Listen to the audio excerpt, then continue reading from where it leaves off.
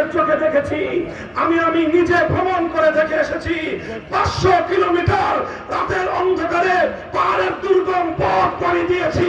সেই জমিনে আমার কাছে মনে হয়েছে লা ইয়াখাফু আহাদান ইল্লাল্লাহ, আল্লাহ ছাড়া কাউকে ভয় করতে হয় না। কোনো ডাকাত নাই, সন্ত্রাসী নাই, চোর নাই, ছিনতাইকারী নাই, রাজধানী নাই। কারণ একটাই, সেই জমিনে আল্লাহর কোরআনের বিচার ব্যবস্থা কায়েম হয়েছে। আমরা বলতে চাই, আজ আমার বাংলাদেশে, আজ আমার বাংলাদেশে, সোনার শাহজালালের বাংলাদেশে আইন শৃঙ্খলার অবনতি, মানুষের নিরাপত্তার অবনতি, জানমাল ইজ্জত আবরুর নিরাপত্তা নাই, বিভিন্ন ধর্মাবলম্বীরা, সংখ্যালঘুদের নিরাপত্তা নাই, নানা রকম সংকটে আমরা জর্জরিত।